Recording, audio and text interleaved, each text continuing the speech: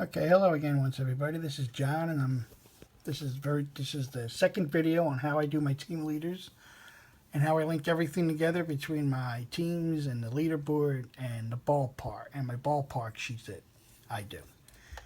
So in this one, we're going to show you how to get the people into the leaderboard. As you see here, this is the 2007 season and we got the leaderboard, and in these leaderboard again are the 5 tabs. But I like the color, make them all look nice. So in the one tab, I have the player stats. And as you see here, here's the Astros players. And it's got their name and all their positions. So what I do is you open up every individual team one. You can open all these at once, or you can open them as you do them. I usually open them all up when I do them, so I know which ones I'm closing. And what you do is you open up the team that you want to do. And that team is the Astros. As you see here, every team's going to have their individual Excel sheet. When I come back into here, I'm going to come back to the page, and writing the formula for this is very easy. As you see in here, here's Adam Everett, and in the box you see the formula to get his name into that box. And as you come down, you see all these little formulas, everyone for all the stats. So what you can do is this formula is very simple. This is just a copy formula. You just want to hit the equal signs, go to your individual team page, which you have to do for every team. Click on the first guy in the box, which is Craig Biggio. And now as you see, that formula with the equals copies his name automatically in there. So now this page is linked with his name to that Astros sheet. And what you can do is you see the formula here. This is the formula. It just says equals, and then you went to the Astros page called hitting. The page on the Astro team is called the hitting. And then you copied the cell, which was A2. And it automatically puts those dollar signs in there. But basically what it means is it locks in that cell and that number. So what happens is if you try to drag it over, it just keeps copying. It'll copy the same name all the way over. So here's how you fix this. Let's hit the back button here.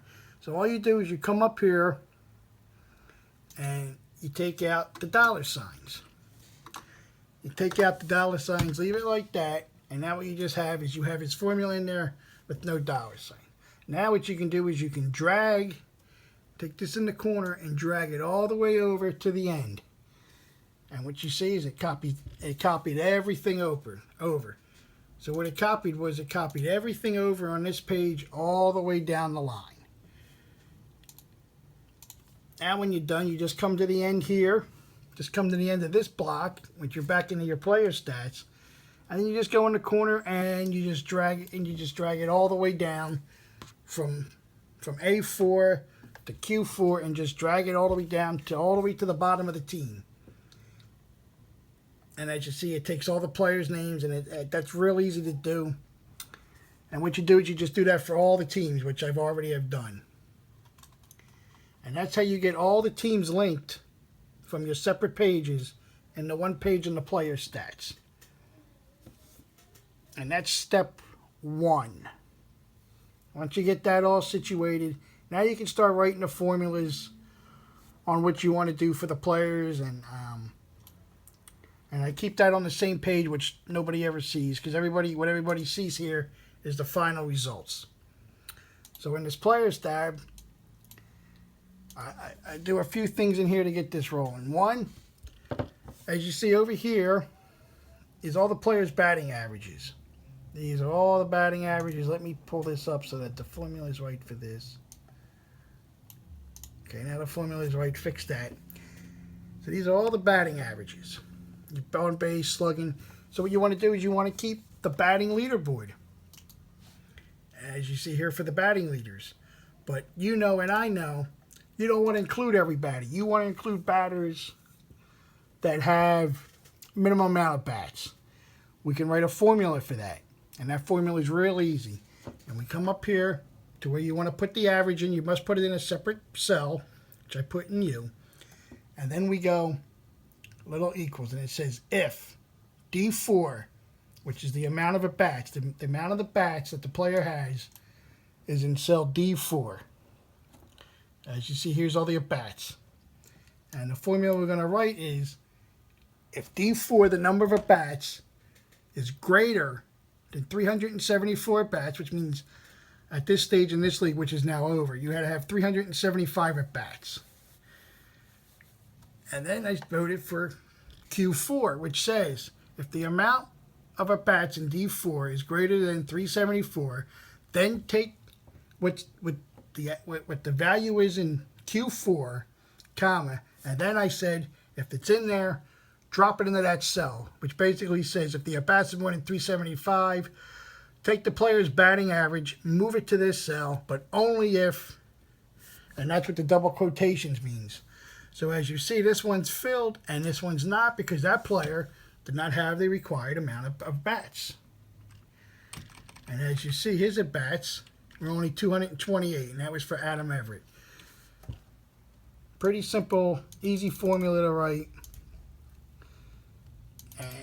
And then what you do is you just take it and you always go into the corner here and then you just drag the formula down so you don't have to rewrite it. You just drag it down, and as long as you don't put, you can put the $sign here to hold it in D4 so that in case you want to add columns, that D4 will always move. If you don't have that in there and you say you want to move this column over, then what will happen is that D will turn into an E, and you don't want that. That's why we lock it in with the $signs. But these other ones we don't want to lock in. We don't want to lock in we want that, the 4, we don't lock in the 4 here so that when you drag it down, it copies the cells all the way down. That's the first stage. The second stage is if you see on the leaderboard, you see how the name says Matt Holliday and it says Colorado. Well, you know that in here in our player stats, that our names doesn't have the team logo or the team three-digit abbreviation. How do you do that? I put them into a cell here and we do a little what's called a concatenating. And what that concatenate does is it just groups multiple cells together. And that, again, you're writing equals and you go up to your FX function up here and you can hit concatenate, and I say take A4, which is where the player's name is, and then you hit the comma, and then in here I just hit with a couple spaces, 3 spaces. As you see here, there's 3 spaces. And then I said take W4, and in W4 I only have the abbreviation for the team. So what it does is it takes the player's name in A, 3 spaces, and then combines it with W. And as you see now, they all have the team name and the logo. And that's what you see here. Pretty simple. Pretty simple stuff. Now this one is a little different where we did the formula for the batting average. And because I ran out of, because I did these down here and later, we also have one of these for the OPS, which is the same thing. I wrote a formula for the OPS. If D3, the amount of bats is greater than 130, take T3, which were the OPS, and do the same thing, and then pop in the numbers for the OPS and the slugging percentage. And that's how you start that, and that's basically how you get the ball rolling. That takes me a couple hours to get done. And that's the second part of the thing. The third part to do these leaderboards is actually have a copy of your final leaderboard here, but where I actually make it is I actually make it over here. These are where the players are and where the formulas are. And in the next one in the next video we'll cover how to write these formulas, which are called, this one's called an index match, and this one is a large, and then we have a position here. These are the three formulas you need to write if you want to do batting averages, hits, whatever category you want to do. See, I always start it in here, and as you see, we do it a large, and it takes the large, and it just takes the larges of the averages, and then you do an index match, which is the index match matches the index, matches the player to the batting average. And in the next one, I'll cover on how that works. Thank you.